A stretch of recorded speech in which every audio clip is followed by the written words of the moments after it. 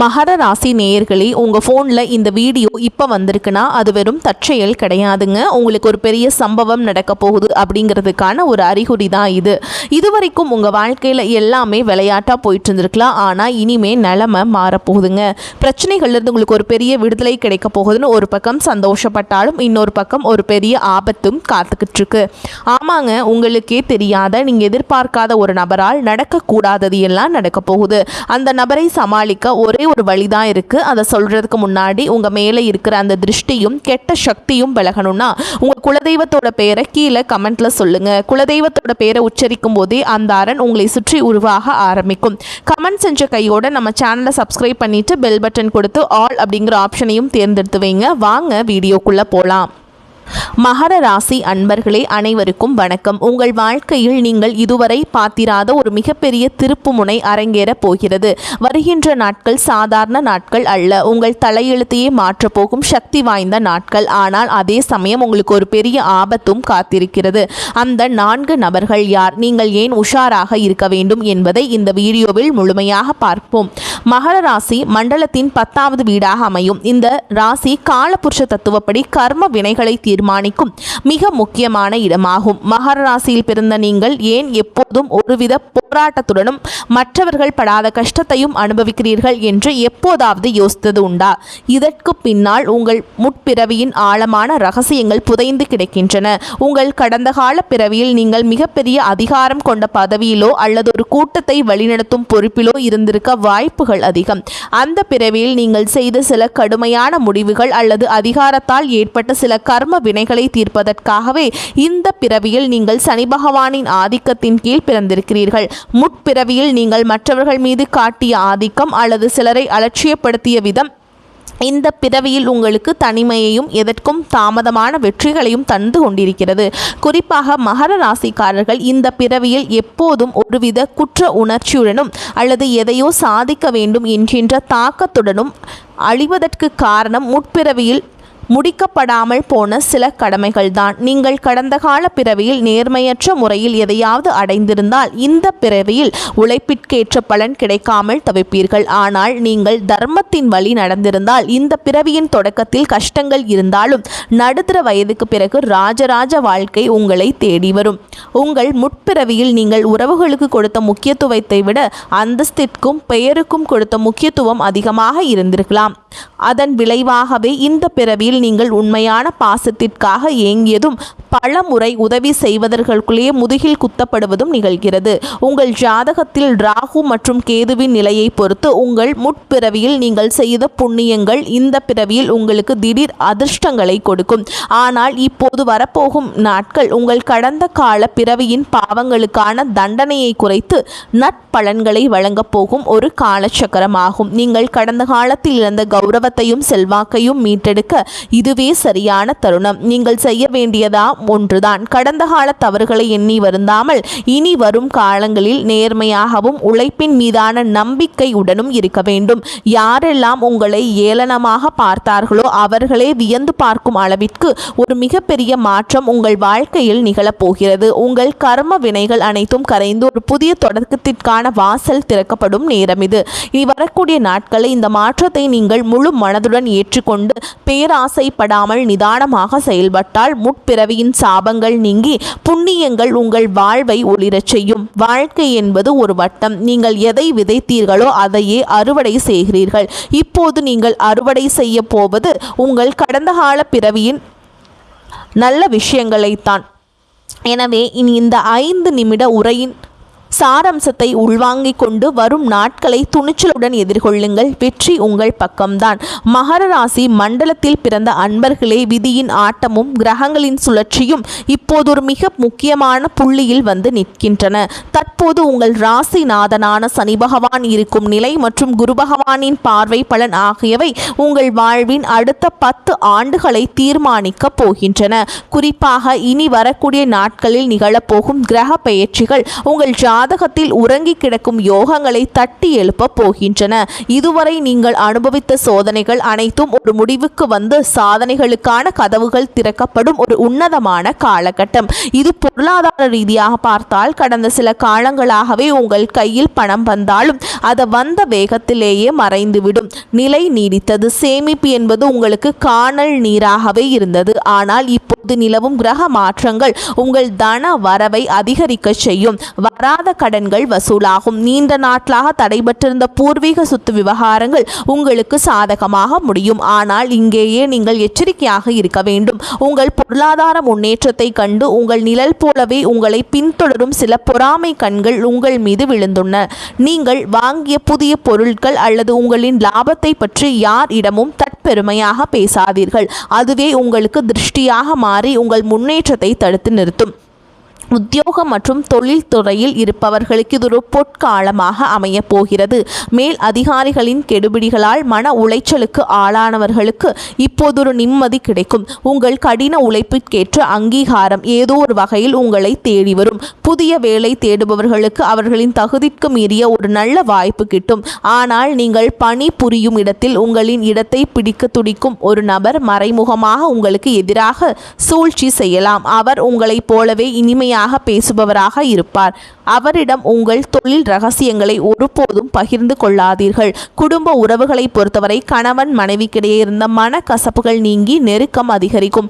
பிள்ளைகளின் கல்வியில் இருந்த மந்த நிலை மாறி அவர்கள் சிறந்து விளங்குவார்கள். ஆனால் உங்கள் உறவினர்கள் என்ற போர்வையில் இருக்கும் ஒரு சிலர் உங்கள் குடும்ப ரகசியங்களை தெரிந்து கொண்டு அதை வைத்தே உங்களுக்குள் குழப்பத்தை உண்டாக்க முயல்வார்கள். தேவையற்ற வாக்குவாதங்களை தவிர்ப்பது உங்கள் மன அமைதிக்கு வழிவகுக்கும். இனி வரக்கூடிய நாட்களில் நீங்கள் எடுக்கும் ஒவ்வொரு முடிவும் உங்கள் எதிர்கால சங்கதியினரின் வாழ்வையும் பாதிக்கும் என்பதால் மிக நிதானமாக செயல்படுங்கள். ஆரோக்கிய ரீதியாக பார்த்தால் நீண்ட நாட்களாக உங்களை வாட்டி வதைத்த மூட்டு வலி அல்லது செரிமான கோளாறுகள் இப்போது மெல்ல மெல்ல குறைய தொடங்கும். இருப்பினும் உணவு கட்டுப்பாட்டில் கவனமாக இருப்பது அவசியம். குறிப்பாக உங்கள் மனநிலை ஒருவித பதற்றத்துடனேயே இருக்கும். அதை தவிர்க்க தியானம் மற்றும் மூச்சு பயிற்சி மேற்கொள்வது நல்லது. உங்கள் கர்ம வினைகள் தீரும் காலம் என்பதால் சில சமயங்களில் காரணம் இல்லாமல் உங்கள் மனம் வருந்தலாம். அது உங்கள் ஆன்மா தூய்மை அடைவதற்கான அடையாளம் என்பதை புரிந்து கொள்ளுங்கள். முக்கியமாக இனி வரக்கூடிய நாட்களில் நீங்கள் சந்திக்கும் 4 நபர்களிடம் மிக ஜாக்கிரதையாக இருங்கள். அவர்கள் உங்கள் நம்பிக்கையை பெற்று பின்னாளில் உங்களுக்கு பெரிய இழப்பை ஏற்படுத்தக்கூடும். எதையும் ஒரு முறைக்கு இருமுறை யோசித்து செய்யுங்கள். இந்த காலகட்டத்தில் நீங்கள் செய்யும் தான தர்மங்கள் உங்கள் தலைமுறையையே காக்கும். குறிப்பாக ஆதரவற்ற முதியவர்களுக்கு உங்களால் முடிந்த உணவை வழங்குங்கள். இது உங்கள் கர்ம வினைகளின் வேகத்தை குறைத்து அதிர்ஷ்டத்தை விரைவுபடுத்தும். முடிவாக உங்களுக்கு ஒரு புதிய விடியலை தரும் என்பதில் ஐயமில்லை. சோதனைகளை கடந்து சாதனைகளை நோக்கி பயணிக்க உங்கள் ராசி உங்களுக்கு முழு ஒத்துழைப்பை வழங்கப் போகிறது. நம்பிக்கையுடனும் நேர்மையுடனும் இந்த மாற்றங்களை எதிர்கொள்ள தயாராகுங்கள். உங்கள் உழைப்பும் இறைவனின் அருளும் உங்களை ஒரு உயர்ந்த இடத்திற்கு கொண்டு செல்லும். மகர ராசி அன்பர்களே, உங்கள் வாழ்வின் மிக முக்கியமான ஒரு காலகட்டத்தில் நீங்கள் இப்போது அடியெடுத்து வைத்திருக்கிறீர்கள். கிரகங்களின் சுழற்சி உங்களுக்கு சாதகமாக மாறத் தொடங்கும் இந்த நேரத்தில் உங்கள் வளர்ச்சியை தடுக்க முற்படும் 4 வகை மனிதர்களை பற்றி நீங்கள் மிக தெளிவாக தெரிந்து கொள்ள வேண்டும். நீ வரக்கூடிய நாட்களில் இவர்கள் உங்கள் வாழ்க்கையில் ஏதோ ஒரு ரூபத்தில் குறுக்கிடுவார்கள். அவர்களை அடையாளம் கண்டு ஒதுங்கியிருப்பதே உங்கள் வெற்றிக்கு வழிவகுக்கும். முதலாவதாக, உதவி செய்வது போல் நடித்து உங்கள் முதுகில் குத்த காத்திருக்கும் அந்த நபர். இவர்கள் உங்களுக்கு மிக நெருக்கமானவர்களாக உங்கள் நலனில் மிகுந்த அக்கறை கொண்டவர்களாக காட்டிக்கொள்வார்கள். நீங்கள் கஷ்டப்படும் போது தோள் கொடுப்பது போல் தோன்றுவார்கள். ஆனால் அவர்களின் உண்மையான நோக்கம் உங்கள் அந்தரங்க ரகசியங்களையும் உங்கள் பலவீனங்களையும் தெரிந்து கொள்வதுதான். நீங்கள் எப்போது பலவீனமாக இருக்கிறீர்கள் என்பதை தெரிந்து கொண்டு சரியான நேரத்தில் உங்கள் நம்பிக்கையை உடைப்பார்கள். உங்கள் வளர்ச்சியை கண்டு உள்ளுக்குள் புதைந்து கொண்டிருக்கும் இவர்கள் வெளியில் மட்டும் புன்னகையை உதிர்ப்பார்கள். இவர்கள் உங்கள் எதிர்கால திட்டங்களையோ அல்லது உங்கள் குடும்ப ரகசியங்களையோ ஒருபோதும் பகிர்ந்து கொள்ளாதீர்கள். குறிப்பாக இவர்களின் வருகை உங்கள் இல்லத்தில் இருக்கலாம். அப்போதும் மானமாக இருப்பதே உங்களுக்கு சிறந்தது.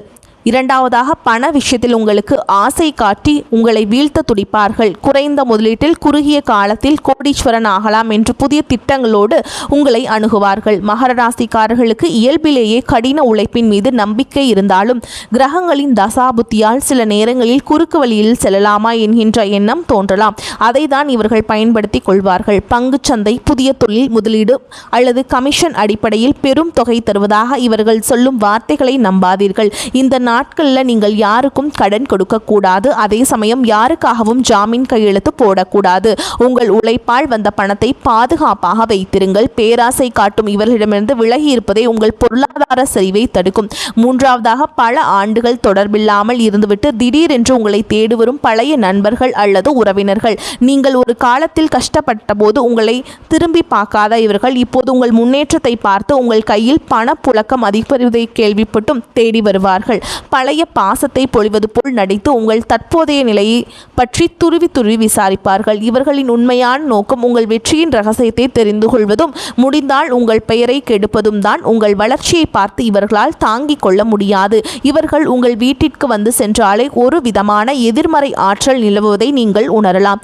இவர்களிடம் உங்கள் வெற்றியை பற்றி பெருமையாக பேசுவதை தவிர்த்து மிக சாதாரணமாக பேசி அனுப்பிவிடுங்கள். நான்காவதாக, உங்கள் உணர்ச்சிகளை தூண்டிவிட்டு உங்களை தவறான முடிவுகள் எடுக்க வைப்பார்கள். இவர்கள் பெரும்பாலும் உங்கள் பணி புரியும் இடத்திலோ அல்லது உங்கள் தொழில் செய்யும் இடத்திலோ இருப்பார்கள். உங்கள் கோபத்தை தூண்டும் விதமாக பேசுவார்கள் அல்லது உங்களுக்கு நெருக்கமானவர்களை பற்றி தவறாக கூறி உங்களை ஆத்திரம் அடைய செய்வார்கள். கோபத்தில் நீங்கள் எடுக்கும் ஒரு தவறான முடிவு உங்கள் பல ஆண்டுகளாக உழைப்பை சிதைத்துவிடும் என்பதை இவர்கள் அறிவார்கள். நீங்கள் நிதானத்தை இழக்க செய்வதே இவர்களின் வேலை. யாராவது உங்களை சீண்டினால் அமைதியாக அங்கிருந்து நகர்ந்து விடுங்கள். உங்கள் மனம்தான் அவர்களுக்கு நீங்கள் கொடுக்கும் மிகப்பெரிய தண்டனை. இந்த 4 வகை மனிதர்களும் உங்கள் கர்ம வினையின் ஒரு பகுதியாகவே உங்களை சந்திக்கிறார்கள். இவர்களை நீங்கள் எப்படி எதிர்கொள்கிறீர்கள் என்பதில்தான் உங்கள் வெற்றியும் உங்கள் தலையெழுத்தின் மாற்றமும் அடங்கியிருக்கிறது. விழிப்புணர்வுடன் இருங்கள். யாரிடமும் அதீத அன்பு காட்டி உங்கள் பாதுகாப்பை இழந்து விடாதீர்கள். உங்கள் உள்ளுணர்வு சொல்வதை கேளுங்கள். ஒருவரை சந்திக்கும் போது உங்கள் மனம் தயக்கம் காட்டினால் அவரிடமிருந்து தள்ளியே இருங்கள். இந்த எச்சரிக்கைகளை நீங்கள் சரியாக பின்பற்றினால் எந்த ஒரு தீய சக்தியும் உங்கள் முன்னேற்றத்தை தடுக்க முடியாது. வரப்போகும் காலம் உங்களுக்கு பொற்காலமாக அமையப் போகிறது. அதற்கு இந்த மனிதர்களின் சூழ்ச்சியிலிருந்து உங்களை காத்துக்கொள்வது மிக அவசியம். ஒரு அடர்ந்த காட்டின் ஓரத்தில் அமைந்திருந்து வந்த அமைதியான கிராமம். அங்கே ரவி என்ற இளைஞன் வசித்து வந்தான். அவன் ஒரு சிறந்த உழைப்பாளி, நேர்மையானவன், எதையும் திட்டமிட்டு செய்யும் குணம் கொண்டவன். அவனுடைய ராசி மகரம் என்பதால் அவனுக்கு தனிமை பிடிக்கும். ஆனால் ஊர் மக்கள் அனைவரும் அவனை ஒரு அறிவாளியாகவே பார்த்தார்கள். ரவி தனது கடின உழைப்பால் ஒரு சிறிய தானிய கிடங்கை உருவாக்கி அதில் நல்ல லாபம் ஈட்டி வந்தான். அவனுடைய வளர்ச்சியை பார்த்து சிலருடைய கண்கள் உறுத்தியது. சரியாக ஒரு நாள் ரவியின் வாழ்க்கையில் 4 மனிதர்கள் வெவ்வேறு ரூபத்தில் வந்தார்கள். முதலில் வந்தவர் சோமு. அவர் ரவிக்கு சிறு வயதில் இருந்தே தெரிந்தவர். எப்போதும் ரவியின் நலனில் அக்கறை கொண்டவர் போல் காட்டிக்கொள்வார். ரவி, உனக்கு தெரியுமா, பக்கத்து ஊரில் ஒரு பெரிய நிலம் விற்பனைக்கு வருகிறது. நீ அதை வாங்கினால் உன் கிடங்கை இன்னும் பெருக்கலாம் என்று ஆலோசனைகளை அள்ளி வீசினார். ரவி அவரை நம்பி தன் கிடங்கின் கணக்கு வழக்குகளை காட்டினான். ஆனால் சோமுவின் உண்மையான நோக்கம் ரவியின் லாபத்தில் கை வைப்பதும் அந்த நில குடோனில் ரவியை ஏமாற்றி தன் பையை நிரப்பிக் கொள்வதும் தான். ரவி தன் உள்ளுணர்வு சொன்னதை கேட்டு அந்த பேச்சை அப்படியே தவிர்த்தான். இரண்டாவதாக வந்தவர் ஒரு செல்வந்தர். அவர் ரவியிடம் வந்து, தம்பி, உன்னிடம் இருக்கும் பணத்தை என்னிடம் கொடு, ஒரே வாரத்தில் அதை 2 மடங்காக மாற்றித் தருகிறேன் என்று ஆசை காட்டினார். ரவிக்கு அந்த நேரத்தில் ஒரு புதிய வண்டி வாங்க வேண்டும் என்ற ஆசை இருந்தது. குறுக்கு வழியில் பணம் வந்தால் நல்லதுதானே என்று ஒரு நிமிடம் யோசித்தான். ஆனால் உழைக்காமல் வரும் பணம் நிலைக்காது என்று மகர ராசிக்காரர்களின் இயல்பான குணம் அவனை தடுத்தது. அந்த செல்வந்தரின் ஏமாற்று வலையில் அவன் விடவில்லை. மூன்றாவதாக, ரவி பள்ளியில் படித்தபோது நண்பனாக இருந்த ஒருவன் திடீரென்று ஊருக்கு வந்தான். 10 வருடங்களாக ரவியை பற்றி கவலைப்படாதவன் இப்போது ரவி ஒரு பெரிய தொழிலதிபரானதை அறிந்து பாசத்தை பொழிந்தான். நண்பா, உன் வளர்ச்சி எனக்கு மிக்க மகிழ்ச்சி தருகிறது என்று கூறிக்கொண்டே ரவியின் தொழிலில் இருக்கும் நுணுக்கங்களை துருவி துருவி விசாரித்தான். அவன் ரவியின் ரகசியங்களை தெரிந்து கொண்டு அதே போன்ற ஒரு தொழிலை பக்கத்து ஊரில் தொடங்கி ரவிக்கு போட்டியாக மாற துடித்தான். ரவி அவனிடம் தன் வெற்றியை பற்றி பேசாமல் பழைய ஞாபகங்களை மட்டும் பேசி அனுப்பி வைத்தான். நான்காவதாக, ரவியின் கிடங்கில் வேலை செய்யும் ஒருவன் ரவிக்கு மிக நெருக்கமான ஒருவரை பற்றி தவறாக பேசி ரவியின் கோபத்தை தூண்டினான். ஐயா, அவர்கள் உங்களை பற்றி ஊருக்குள் இழிவாக பேசுகிறார்கள், நீ ஏன் சும்மா இருக்கிறீர்கள் என்று ஆத்திரத்தை மூட்டினான். ரவி ஒரு நிமிடம் கோபத்தின் உச்சத்துக்கே சென்றான். ஆனால் அந்த தன் நிதானத்தை இழக்கக்கூடாது என்பதில் உறுதியாக இருந்தான். அமைதியாக இருந்த உண்மையை விசாரித்த போது அந்த வேலையால் ரவியை பணியிலிருந்து விலக்கி வைக்க சூழ்ச்சி செய்தது புரிந்தது. இந்த 3 நபர்களும் ரவிக்கு மிக எச்சரிக்கையை கொடுத்தார்கள். சோமுவின் வஞ்சகம், செல்வந்தரின் ஏமாற்று வேலை, பழிய நண்பனின் பொறாமை, வேலையாளின் சூழ்ச்சி என அனைத்தையும் தனது நிதானத்தால் முறியடித்தான். இரவு முடிந்த போது ரவிக்கே ஒரு செய்தி வந்தது. அவன் நீண்ட நாட்களாக எதிர்பார்த்த ஒரு பெரிய அரசாங்க ஒப்பந்தம் அவனுக்கு கிடைத்திருந்தது. ரவி புரிந்து கொண்டான், தான் தன் 4 மனிதர்களிடம் சிக்கியிருந்தால் இன்று இந்த மிகப்பெரிய வெற்றியை தொலைத்திருப்பான் என்று. கிரகங்கள் வாய்ப்பை வழங்கும் போது அதை தடுக்க விதியும் சில தடைகளை மனிதர்கள் மூலமாகவும் அனுப்பும். அந்த தடைகளை தாண்டுபவனே உண்மையான வெற்றியாளன். மகராசி அன்பர்களே, விதியின் பிடியிலிருந்து தப்பிப்பதற்கும் கிரகங்களின் எதிர்மறை தாக்கங்களை குறைப்பதற்கும் நம் முன்னோர்கள் காட்டிய வழிமுறைகள் மிகவும் சக்தி வாய்ந்தவை. குறிப்பாக இனி வரக்கூடிய நாட்களில் நீங்கள் செய்ய வேண்டிய பரிகாரங்கள் உங்கள் வாழ்க்கையின் திசையே மாற்றக்கூடியவை. சனி பகவானின் ஆதிக்கம் கொண்ட உங்களுக்கு ராசிக்கு ஒழுக்கமும் பக்தியும் தான் மிகப்பெரிய கேடயங்கள். இனி வரக்கூடிய நாட்களில் நீங்கள் அதிகாலையிலேயே எந்திரிச்சு கொள்வது ரொம்ப அவசியம்.